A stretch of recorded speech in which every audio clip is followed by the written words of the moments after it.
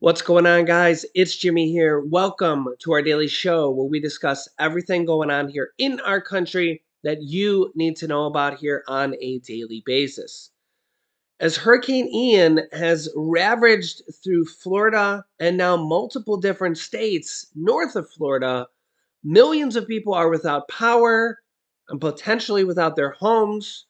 This could be a months-long process, and there's dozens already reported dead. We may now start to begin the rebuilding process, which could be a long time.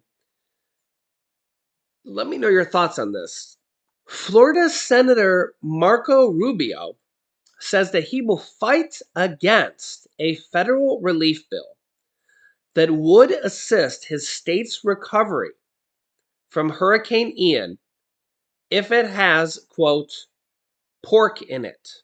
So instead of worrying about getting people the help they need, we're playing politics. Here's the details.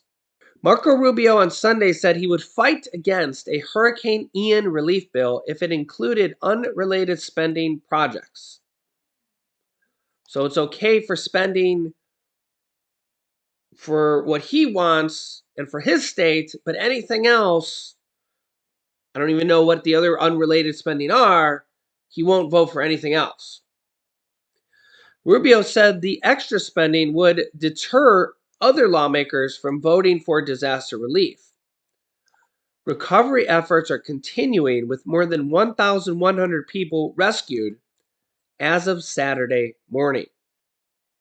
Senator Marco Rubio from Florida on Sunday said he would vote against a federal relief bill to assist Florida in recovering from Hurricane Ian if it contained unrelated spending projects. He said, "Sure, I will fight against it if having pork in it. That's the key," he said on CNN's State of the Union. "We shouldn't have that in there because it undermines the ability to come back and do this in the future." Rubio said the extra spending would deter other lawmakers from voting on it. "We can do it. It's possible to do it without loading it with these other things, because otherwise you will have people in the Senate, in the House, that are going to vote against disaster relief because they view these disaster relief bills as ways for other people to get their pork and their pet projects done." Meanwhile, President Biden announced on Thursday that he is authorizing disaster relief efforts from FEMA for Florida. Hurricane Ian first made landfall in Cuba before moving on to Florida and then South Carolina, where it weakened to a post-tropical cyclone and moved inland. As of Saturday, about 1 million customers in Florida, 72,000 in South Carolina, and 25,000 in North Carolina remained without power. Meanwhile, in the span of a week, Marco Rubio voted against hurricane relief, then asked for additional hurricane relief, and then praised the Biden administration's hurricane relief.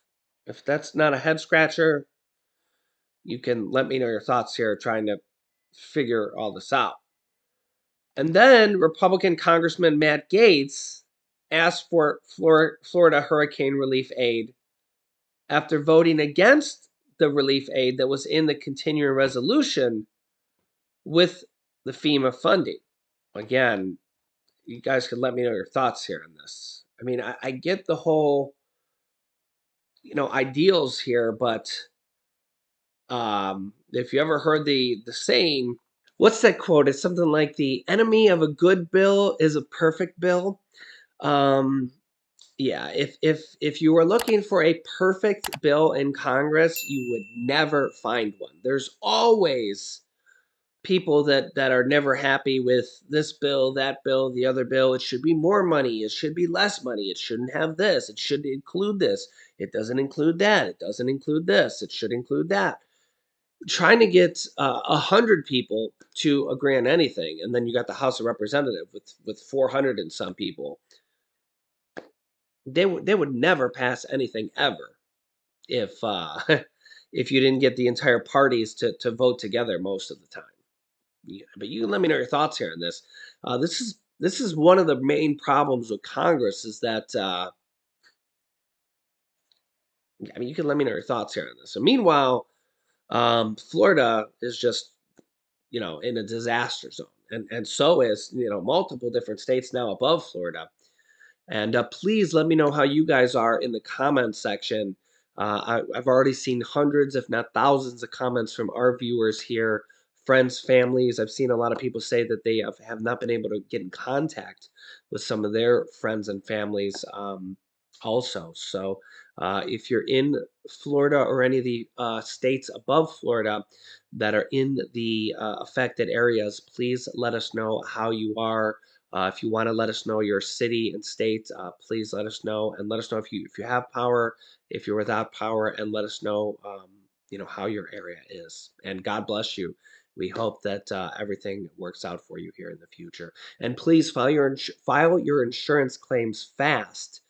Um, we hope because insurance companies there's going to be some that go out of business. Previous storms, there were definitely insurance companies that went out of business. So do not wait to file them. I know some people, oh, they're going to wait to assess the damage and weeks are going to go by. You do not want to do that. You want to file as soon as possible. Yeah. If you can tell, I'm losing my voice a little bit. Yeah, we've been sick here for several days, and yeah, it's just been a little bit of a battle here for us. Meanwhile, even the Pope is stepping in to call to an end to Russian President Putin's war. He calls it Putin to end, quote, the spiral of violence and death. Even the Pope is worried about a potential nuclear threat from Vladimir Putin. Honestly, I've been very worried about this whole nuclear threat from Russia. It's really been on my mind lately. I've been checking the news here lately. I really have a fear that one of these days I'm going to wake up and it's just going to be right there in the news that Russia dropped a nuke on Ukraine, and then what's going to happen? Are we going to be in the war? World War III is going to start. This is not something we want to happen. So I, it's the call of one man over there. Putin, he's a very similar to Hitler in a lot of people's opinion. If you've watched documentaries of Hitler in World War II, you can let me know your thoughts here in the comments. But the way Hitler wanted to take over country after country after country and territory after territory after territory, Putin just basically annexed thousands of miles of Ukraine, and he annexed Crimea. And, right now his back's kind of against the wall because I'll show you. Putin faces irreversible reality in Ukraine invasion, despite his latest moves of basically claiming this territory of Ukraine, which Ukraine's not going to give him. They're fighting back. In fact, they're pushing Russia out of the territory as we speak. Here, take a listen to this. Let's bring in former CIA director and retired four-star General David Petraeus. So, General Petraeus, how significant, how big was Putin's move here? I mean, on one hand, he's announcing this annexation, but he's doing it literally as Russian forces were retreating. It is significant, but it's also desperate. He is losing. And the battlefield reality he faces is, I think, irreversible. In other words, over the last 7 months, President Zelensky and Ukraine have mobilized vastly better than has Russia.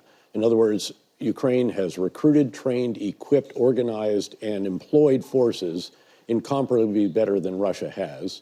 And the reality facing Russia now is that Ukraine, a country a third the size of Russia, has a bigger, much more effective army on the ground and other assets as well.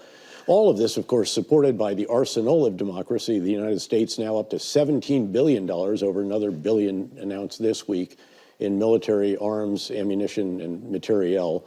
and also supported by the other NATO countries and other Western countries around the world. So he faces a situation that I think, again, is irreversible. There's no amount of shambolic mobilization, which is the only way to describe it, no amount of annexation, no amount of even veiled nuclear threats can actually get him out of this particular situation. He announced the annexation, and he's already lost a really critical element in that, a critical city that would have been a very key supply hub had they been able to go farther. And that's just going to continue. He's going to continue to lose on the battlefield. And at some point, there's going to have to be recognition of that. At some point, there's going to have to be some kind of beginning of negotiations, as President Zelensky has said, will be the ultimate end. And at some point, by the way, as well, I strongly agree with the idea of Ukraine becoming part of NATO, although, as Senator Rubio noted, let's make sure that the battlefield goes well first. But by irreversible, you mean that Russia cannot win this war? There's nothing he can do at this point. Again, to even the losses have been staggering. They have been many multiples in 7 months what Russia lost in nearly a decade in Afghanistan. Many, many multiples. And again, they're losing on the battlefield, and it's going to continue. The only question really is, when do you start to see not just individual soldiers or small units surrender, but when you start to see larger units crumble, crack, and perhaps actually collapse? And I think that will be coming. And then the questions for President Zelensky will be, do we retake that little part of the Donbass that was controlled by the separatists since 2014? And what about Crimea? And when do we have some kind of negotiation with Russia? And of course, by the way, in response to this annexation, Russia got hit by 100,000 more individual, personal, and other sanctions, showing that the West still has more that can be done to Russia. It can still get worse for Putin and for Russia. And even the use of tactical nuclear weapons on the battlefield won't change this at all.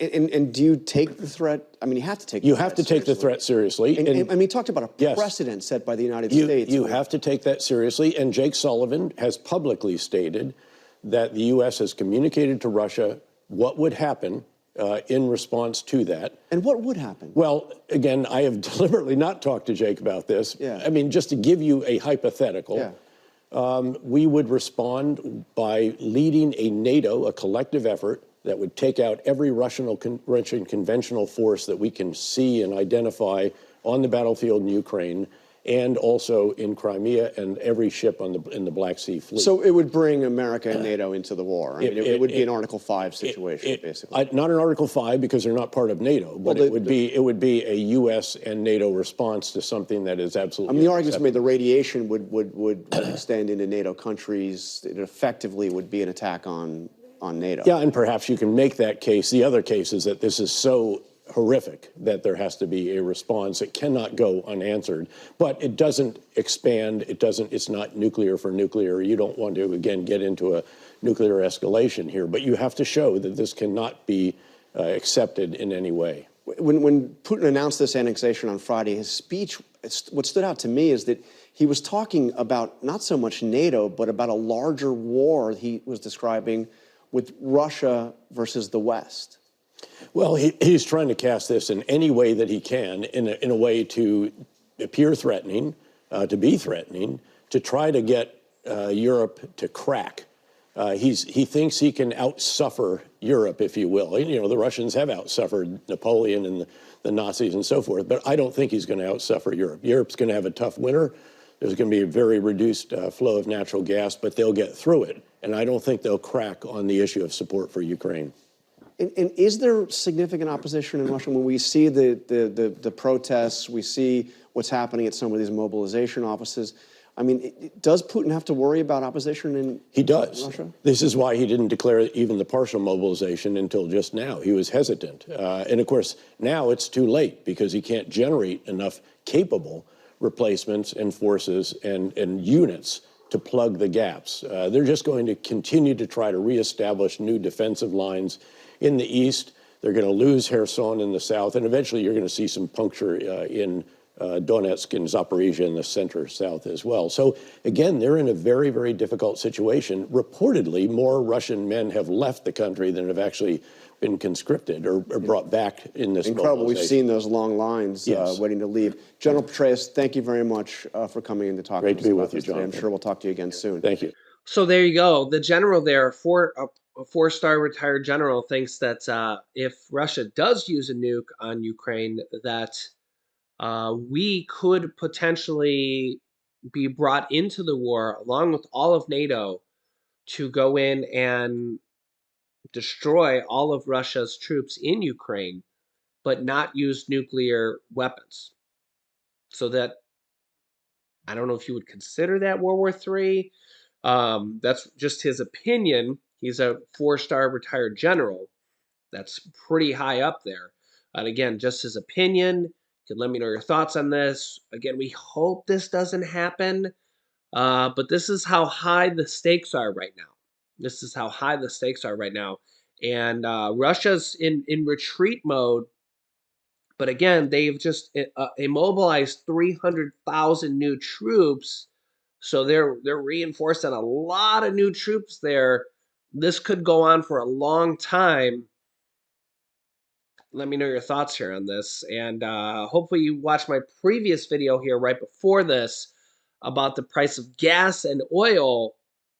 Really good video on that. I'll link you to that on that video here, because the price of oil going to be majorly affected here, and OPEC is going to be cutting oil production by up to 1 million barrels per day, which could cause our gas prices to massively spike here. I'll link you to that video here as well. So make sure to subscribe down below to our YouTube channel. It's completely free to do so. New videos come out here every day at 10 a.m., 3 p.m., and 8 p.m. Eastern Standard Time. And I'll keep you up to date here. So you can click that video here to watch my video about those oil and gas prices. That's going to not be good here.